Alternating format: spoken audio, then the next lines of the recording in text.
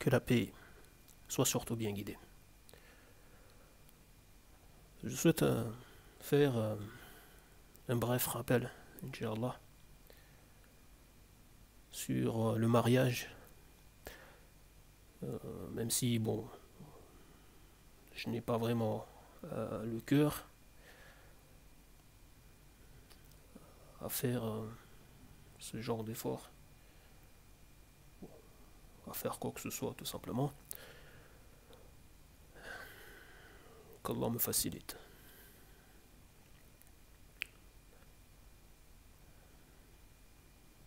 En fait, le rappel concerne, oui, je disais le mariage.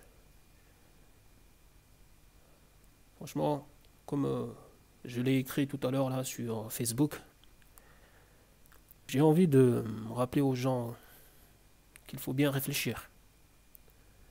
Qu'il faut bien réfléchir. On fait tous des fautes, on a tous des manquements. Tous les enfants d'Adam commettent des péchés, comme cela a été dit. Le meilleur d'entre nous est celui qui se repent. La hawla wa la quwwata illa billahi al-aliyyil azim. Nous sommes ici en épreuve, quoi qu'il en soit.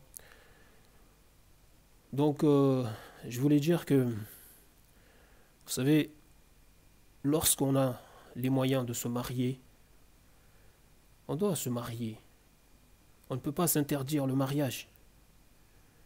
Parce que le mariage, comme vous le savez, à vous,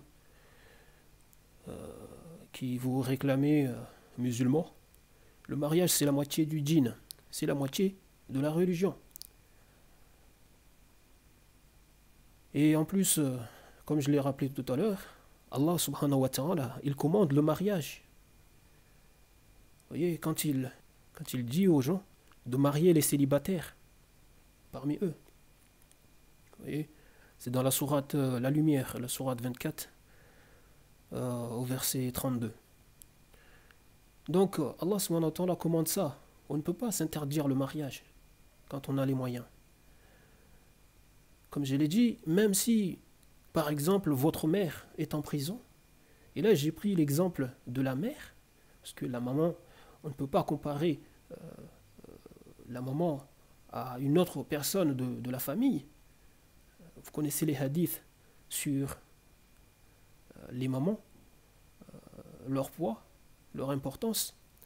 Donc même si votre mère est en prison ou elle est malade, vous ne pouvez pas conditionner l'acceptation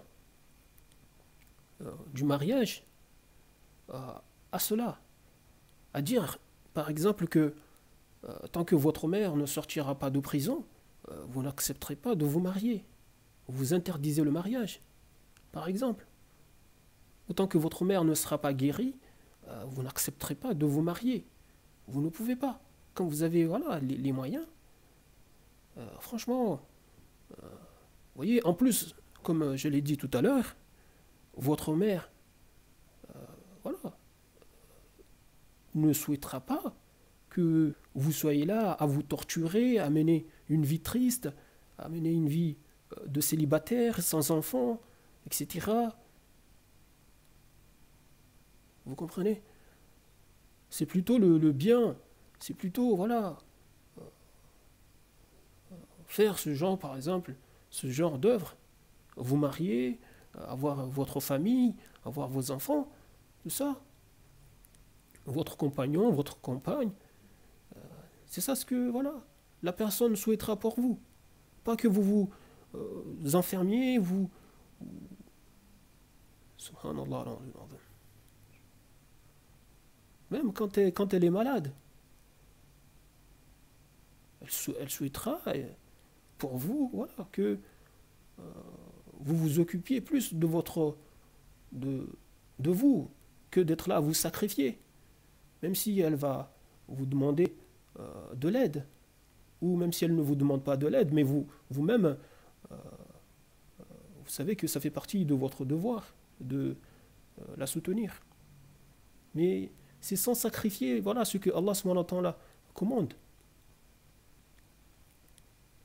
Il faut bien réfléchir. Subhanallah. La hawla wa la quwwata illa billahi al-aliyyil azim. De toute façon, l'être humain n'est pas fait pour être seul. Vous voyez? On a toujours besoin des autres pour nous améliorer, pour réfléchir, pour avancer dans la vie, bi'idhnillah. Voilà, pour beaucoup de choses. Subhanallah. Donc, le fait de refuser le mariage, alors qu'on a les moyens, sachant que c'est la moitié du djinn, et Allah il commande ça, c'est tellement grave. C'est tellement grave. Subhanallah. Je vous remercie du temps que vous avez pris pour suivre ça. Je vous dis salam.